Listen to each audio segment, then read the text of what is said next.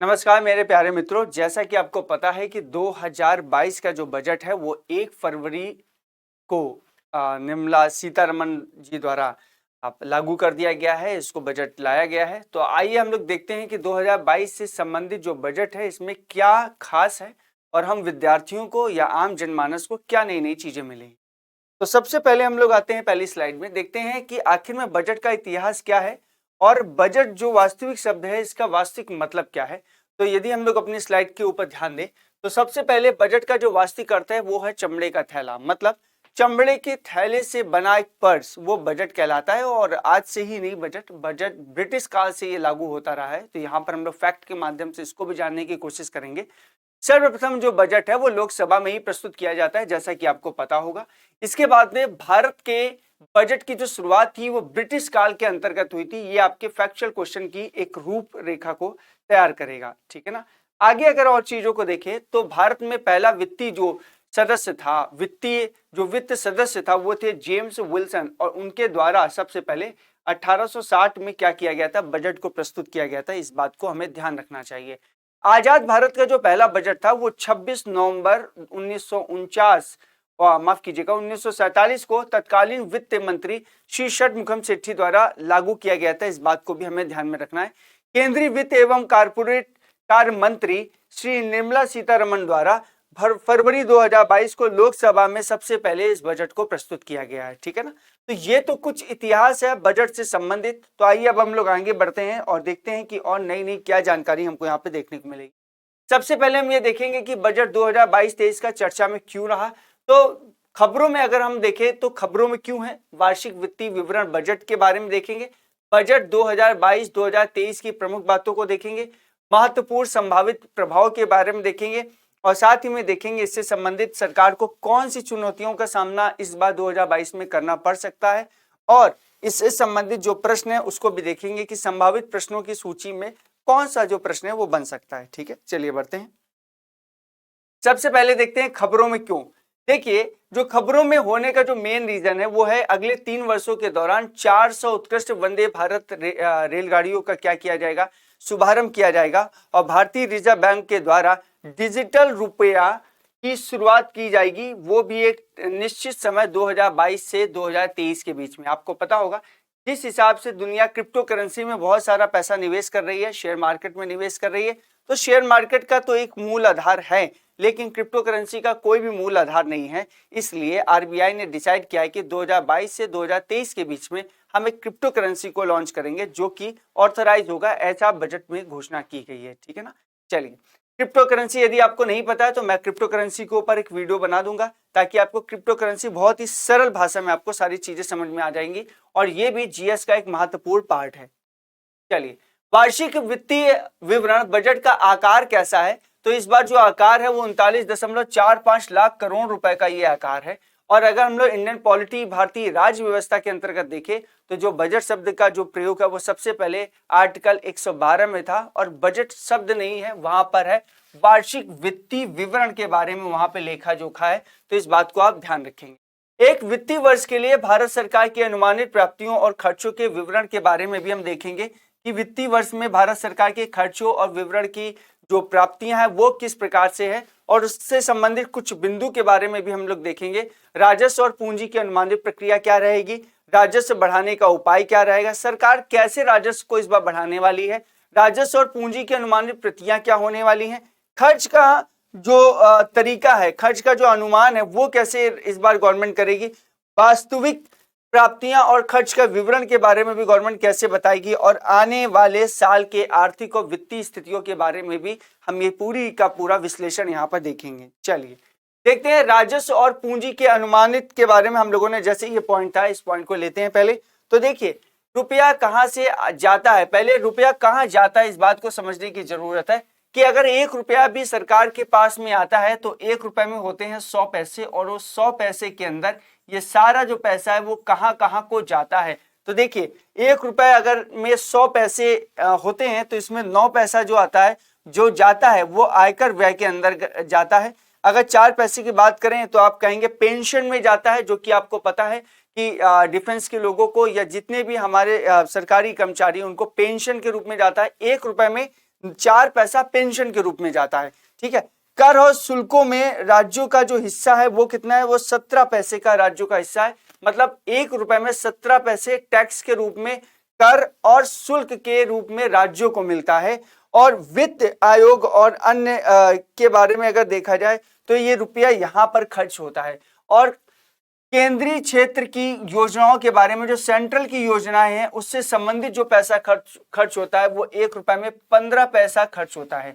और यदि अभी हम देखें कि ब्याज और अगमानी या इंटरेस्ट पेमेंट के बारे में देखें तो 1 रुपए में 20 पैसा जो है वो आपका इंटरेस्ट के रूप में खर्च होता है। साथ ही में रक्षा या डिफेंस से संबंधित जितना भी पैसा है वो आपका 8 पैसा खर्च होता है। यहाँ पर एक 100 पैसे के हम कई सारे जो है टुकड़े करके आपको बता रहे हैं कि ये सारे पैसों को मिलाकर 1 रुपया बनता है।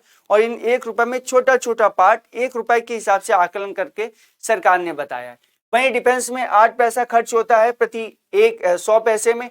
आर्थिक संसाधनों में भी 8 पैसा खर्च होता है। और वित्त आयोग और अन्य जो आपके जो ट्रांसपोर्ट है खर्चे हैं वहां पे 10 पैसा खर्च होता है, जो कि आपकी स्क्रीन में बहुत छोटा दिख रहा होगा। मैं इसकी पीडीएफ आपको प्रोवाइड कर दूंगा। तो ये 100 पैसा जो है ये सरकार का खर्च कहां कहां होता है उसके बारे में मैंने पूरा एक चार्ट आपको दिखा दिया है, और जिसमें लिखा है रुपीज गोज टू, ये रुपया कहां को जाता है। अब आता है कि सरकार के पास रुपया कहां से आता है। अगर उसके पास 100 पैसे हैं, सरकार के पास 100 पैसे आते हैं तो वो किन किन क्षेत्रों से आते हैं उसके बारे में भी हम लोगों ने यहाँ पे जिक्र किया है। जैसे कि 35 पैसा जो है वो उधार और अन्य देदाताओं से आता है। मतलब कि दो व्यक्ति जिन्होंने उधारी ली है, बैंक से उधारी ली है, वो 100 पैसे में 35 पैसा उधार के रूप में क्या करते हैं, गवर्नमेंट को चुकता करते हैं। साथ ही में हम देखेंगे कि ऋण भिन्न पूंजी प्राप्तियों से कितना आता है, वो 2 पैसा आता है। जो ऋण से भिन्न पूंजी प्राप्तियां हैं, इसका मतलब ये है जिन्होंने टैक्स नहीं लिया है लेकिन किसी और तरीके से उनको जो सरकार को इसका मुनाफा हो रहा है, उस मुनाफों की जो संख्या वो 2 पैसे है 100 पैसे को देखते हुए। वहीं अगर हम लोग कर भिन्न के बारे में देखें तो राजस्व से जो गवर्नमेंट को पैसा मिलता है वो 5 पैसा, वहां पर 100 पैसे में 5 पैसा मिलता है।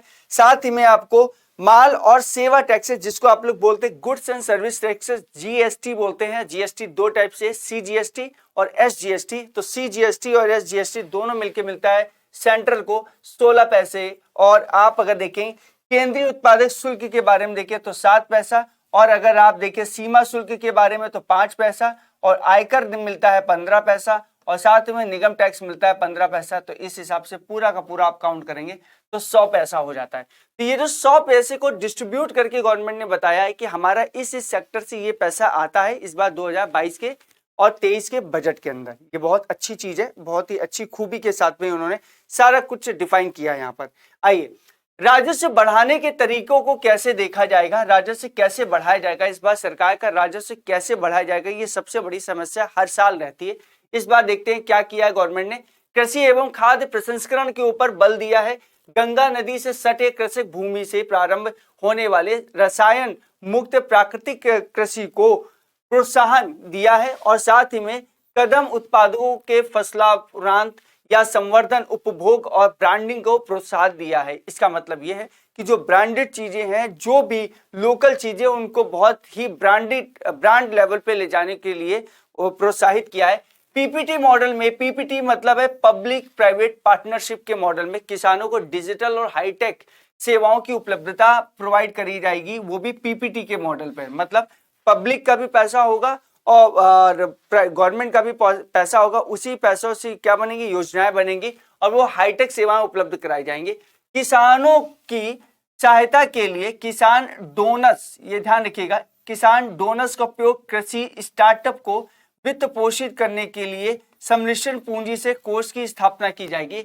ये राजस्व को बढ़ाने का एक तरीका इन्होंने खोजा है, ताकि जो स्टार्टअप है, जो भी लोग किसानी को बढ़ावा देना चाहते हैं या किसान बनना चाहते हैं, उनको एक स्टार्टअप के रूप में ये पैसा दिया जाएगा, और जो कि मैंने आपको एक चार्ट के माध्यम से यहाँ पे बताने की कोशिश की है। ठीक है, चलिए बढ़ते हैं हम लोग अपने में। खर्च का अनुमान कितना रखा गया है इस बार, एक खर्च 2022-23 में कितना खर्च हो सकता है भारत सरकार का, केंद्र सरकार का, इसको भी देख लेंगे।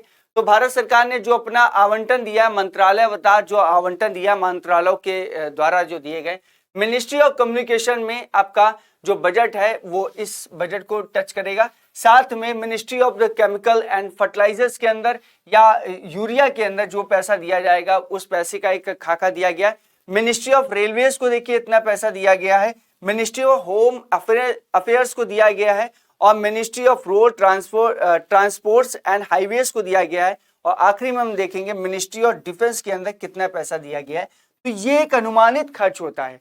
ये अनुमानित खर्च का मतलब ये नहीं कि इतना ही खर्च होगा या इतना ही खर्च करेंगे, इससे कम अगर खर्च में काम चल रहा है तो हम खर्च नहीं करेंगे, क्योंकि हमने तो बजट में फाइनली कर दिया है। अगर कम में होता है तो हम कम भी खर्च करके वो सारी सुख सुविधाओं को प्राप्त कर सकते हैं, और यदि इससे ज्यादा हमें पैसा लगेगा तो भी सरकार इसको देगी, लेकिन एक अनुमानित बजट है। ठीक है, चलिए अब बात करते हैं वास्तविक प्राप्तियां और खर्च का विवरण क्या है कि आखिर में सरकार को इसमें प्राप्ति कितनी होने वाली है, कितने पैसे का एक ओवरऑल उसने मोटा मोटा खाका बना के रखा है।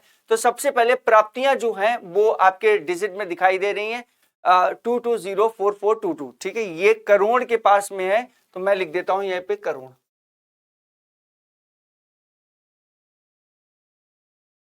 ठीक है ना, तो ये 22 लाख करोड़ के आसपास है। ठीक है, ये 39 लाख के आसपास है। तो ये खर्च इतना होने वाला है और प्राप्तियां जो है वो इस आपके पैमाने पे डिजिट्स के रूप में दिखी है। देखिए आने वाले साल केंद्रीय आर्थिक और वित्तीय स्थिति कैसी रहेगी, तो गवर्नमेंट का ये कहना है कि जो वित्तीय स्थिति है आने वाले साल में, जो केंद्रीय आर्थिक की वित्तीय, जो केंद्र की आर्थिक की जो वित्तीय स्थिति रहेगी, जो फाइनेंस स्थिति रहेगी, वो काफी बढ़ी हुई नजर आएगी। ठीक है, चलिए बजट 2022-2023 की प्रमुख बातें क्या हैं जिनको हमको ध्यान में रखना है। तो 2022 और 2023 की जो प्रमुख बातें हैं उसमें यह बजट आर्थिक रिकवरी को बनाए रखने पर केंद्रित है। पहली बात, आपको पता होगा कि कोविड-19 की वजह से बहुत सारा जो बजट था, जो आर्थिक स्थिति थी वो सरकार की खराब हो गई थी, आम जनमानस की खराब हो गई थी। तो ये रिकवरी के ऊपर लेकर है कि ये रिकवरी को बनाए रखेगा, कैसे पुरानी चीजें जो हमारी कोलैब हुई है उसको कैसे रिकवर किया जाए, और आत्मनिर्भर भारत के जरिए आर्थिक रिकवरी का भी विजन यहाँ पर रखा गया है। हम देखेंगे स्वास्थ्य और कल्याण के बारे में भी यहाँ पे बात करी जाएगी, भौतिक और वित्तीय पूंजी बुनियादी के बारे में बात करी जाएगी, आकांक्षा भारत के समावेशी विकास के लिए, मानव पूंजी को मजबूत बनाने के लिए, नवाचार और अनुसंधान एवं विकास के लिए, न्यूनतम सरकार और अधिकतम प्रयास के लिए। सारे के सारे जो पॉइंट्स हैं ये आपके एग्जाम में काफी इंपॉर्टेंट है और बारी बारी से हम सब इन पॉइंट्स के ऊपर अभी बात करने वाले हैं। चलिए तो हम लोग देखते हैं पहले नंबर का पॉइंट, स्वास्थ्य और कल्याण के बारे में। देखिए स्वास्थ्य के और कल्याणकारी जो चीजें योजनाएं हैं वो शिक्षा भी आती है और आपकी आर्थिक सहायता भी आती है, तो उसको भी हम लोग देखेंगे अभी। इस शिक्षा के माध्यम से अगर हम लोग देखा जाए तो गुणवत्ता और शिक्षा की का सार्वभौमिकीकरण होगा। 1 क्लास 1 टीवी चैनल, ध्यान रखिएगा 1 क्लास 1 टीवी चैनल, मतलब हर एक क्लास, सरकारी स्कूल की जो भी क्लासेस होंगी उनका एक क्लास और एक टीवी चैनल होगा, और इस कार्यक्रम को 200 टीवी चैनल्स पर दिखाने जाने की एक पूरी एक प्लानिंग बनाई गई है कि जितना भी काम है अब डिजिटल के माध्यम से किया जाए, जो क्लासेस हैं उसको डिजिटल के माध्यम से भी पहुंचाई जाए। ठीक है ना, महत्वपूर्ण चिंतन कौशल और उत्प्रेरक शिक्षण परिवेश को बढ़ावा देने के लिए आभासी परियोजनाओं और कौशल परक ई प्रयोगशालाओं के बारे में भी यहाँ पे बात करी गई है। एक डिजिटल विश्वविद्यालय की स्थापना की जाएगी जिसमें विश्व स्तरीय गुणवत्ता सार्वभौमिक शिक्षा प्रदान की जाएगी। एक डिजिटल क्या बनाया जाएगा, विश्वविद्यालय, ये भी बात ध्यान रखने वाली बात है। और साथ में ये तो बात ध्यान रखने वाली बात है ही कि एक क्लास 1 टीवी चैनल्स के आधार पर कार्यक्रम रखा जाएगा, 200 टीवी चैनल्स को नया बनाया जाएगा। अब हम लोग बात करते हैं स्किल के ऊपर कि सरकार स्किल के ऊपर भी क्या करने वाली है, क्योंकि ये भी कहीं ना कहीं कल्याण से जुड़ा है। लोगों को स्किल मिलेगी तो वो जॉब ढूंढ पाएंगे, उनके साथ में कल्याण होगा, उनकी कल्याणकारी नीतियों के ऊपर है। तो देखिए ऑनलाइन ट्रेनिंग को बढ़ावा देने के लिए कौशल एवं आजीविका हेतु डिजिटल इकोसिस्टम का निर्माण किया जाएगा। ड्रोन एज अ सर्विस के लिए ड्रोन शक्ति की सुविधा हेतु स्टार्टअप को बढ़ावा दिया जाएगा। और साथ में स्वास्थ्य से संबंधित अगर हम लोग आंकड़े को देखें तो यहाँ पे नेशनल डिजिटल हेल्थ इकोसिस्टम को लागू किया जाएगा। साथ में गुणवत्ता परामर्श के लिए national tele mental health programme को शुरू किया जाएगा। ध्यान रखिएगा डिजिटल हेल्थ इकोसिस्टम को लागू किया जाएगा, मतलब अब जो भी आपकी हेल्थ से संबंधित जो भी काम होगा वो डिजिटल होगा, डिजिटलाइजेशन किया जा रहा है। एकीकृत कार्यक्रम मिशन शक्ति, मिशन वात्सल्य, समक्ष आंगनवाड़ी और पोषण 2.0 को शुरू किया जाएगा। 2 लाख आंगनवाड़ियों को सक्षम आंगनवाड़ियों में समुच्चयन किया जाएगा। इस बात को भी आपको ध्यान में रखना है। और वही स्वास्थ्य से संबंधित जो आंकड़े थे उसको मैंने थोड़ा सा बड़ा करके यहाँ पे दिखा दिया है। तो आई होप आपको यहाँ तक तो समझ में ही आ गया होगा। अब बात करते हैं हम लोग भौतिक और वित्तीय पूंजी बुनियादी ढांचे के बारे में कि बुनियादी ढांचे को कैसे मेंटेन रखा जाए। तो उसके लिए मेंटेन रखने के लिए हम क्या करेंगे, आत्मनिर्भर भारत रोजगार योजना। अब ये बताया गया है कि इस बार हम कितना देने वाले हैं रोजगार को 22-23 के अंदर। तो लगभग हम लोग 64, ये एक रेंज निकाली गई है कि 64,000 पर स्क्वायर के हिसाब से निकाला जाएगा एक राज्य के अंदर, एक जिले के अंदर। ठीक है, ये एक उनका एक अपना पैमाना है। आकांक्षी भारत के लिए समावेशी विकास के बारे में देखें तो यहाँ पे क्या है, नेशनल एजुकेशन मिशन के बारे में भी यहाँ पे बात करी जाएगी। और आपको पता है नेशनल एजुकेशन मिशन में जो कि हमारा 2022 और 23 के आंकड़े को देखें तो 21 और 22 के आंकड़ों से लगभग हमारा जो 9 से 8 प्लस में आप अगर करें 1000 में तो आप यहाँ पे देखने को आपको मिल जाएगा। ठीक है ना। चलिए अगर बात करें मानव पूंजी को मजबूत बनाने के लिए क्या कदम उठाए जा रहे हैं। मानव पूंजी को मजबूत बनाने के लिए इसका ये मतलब है कि निवेश को कितना बढ़ावा मिलने वाला है। ठीक है, निवेश होगा तो मानव पूंजी क्या होगी, बढ़ेंगी। मानव की जो पूंजी है, पूंजी का मतलब है कि जो उसके पैसे हैं वो कैसे कमाएगा, वो अपनी लिविंग स्टैंडर्ड को कैसे मेंटेन रखेगा, वही तो इस इंसान की पूंजी है। तो देखिए निवेश का जो वित्त कौशल है 2022-23 में निजी निवेश और मांग को बनाए रखने के लिए सार्वजनिक निवेश 2022 से 23 में आरबीआई के द्वारा डिजिटल रुपए का संचालन, देखिए मैंने आपको ये पॉइंट बताया भी है। हरित अवसंरचना के लिए संसाधनों को जुटाने हेतु ग्रीन बॉक्स, और साथ में आपके सामने ये लिखा है संसाधनों को जुटाने के लिए सरकार और कौन कौन से प्रयास कर रही है। राज्यों को और अधिक वित्तीय गुंजाइश प्रदान करना होगा। ये और जो राज्य हैं, राज्य सरकारें, उनको बहुत ज्यादा पैसे को देकर और उनसे जो वित्तीय चीजें हैं उसकी गुंजाइश बना के रखनी होगी, तभी हमारा मानव पूंजी का जो ढांचा है वो बिल्कुल बेहतर तरीके से काम करेगा। अब आते हैं हम लोग नवाचार और अनुसंधान एवं विकास के खर्चों में। तो आप देख रहे होंगे ये 52,51,066, ठीक है ना, 52 लाख, ठीक है, 5,25,166.15 करोड़ रुपए का ये पूरा का पूरा एक नवाचार का अनुसंधान है। ठीक है, इस बात को ध्यान रखेंगे। महत्व एवं संभावित प्रभाव के बारे में देखें तो क्या इसका प्रभाव पड़ने वाला है। तो प्रधानमंत्री संभावित प्रभाव क्या होंगे, क्या महत्व होगा। तो देखिए प्रधानमंत्री स्वास्थ्य सुरक्षा योजना के अंतर्गत ये एक महत्वकारी कल्याणकारी क्या है, यहाँ पे नीति को लाया गया है। हालांकि और भी बहुत सारी नीतियों को यहाँ पे ध्यान में रखा गया है। चलिए तो आखिर में हमारे सामने इस बार चुनौती क्या आ सकती है, सबसे बड़ा प्रश्न है कि 2022-23 के अंदर हमारे पास में कौन सी चुनौती आ सकती। तो हो सकता है कि कोविड की जो लहर है एक बार और भी पीक पकड़ सकती है, क्योंकि 2021 के अंदर भी ऐसी उसने पीक पकड़ा था। तो हमें ये देखना होगा कि 2022 में हम जो कोविड की जो लहर है उसको कहां तक कब संभाल पाते हैं, वो तो देखने वाली बात होगी। और इसी से संबंधित आज का आखिरी प्रश्न यह है कि संविधान के किस अनुच्छेद में वार्षिक वित्तीय विवरण उल्लेखित है। ये आपका जो प्रश्न है इसका जो आंसर है मुझे कमेंट सेक्शन में जरूर दिखिएगा, और अपने उत्तर कोई कमेंट सेक्शन में जिसका उत्तर पहले आएगा मैं उसको पिन कर दूंगा। तो ये था बजट का एक पूरा का पूरा कंप्लीट एनालिसिस, जिससे आपको बजट के बारे में एक खाका पता चल जाएगा। और बजट के बारे में मैं और भी वीडियोस आपको ला के दूंगा, ताकि बेहतर से बेहतर तरीके से आप बजट को तैयार कर पाएं और परीक्षा में आने वाले सभी प्रश्नों को हल कर पाएं। तो thanks a lot, keep watching, God bless you all.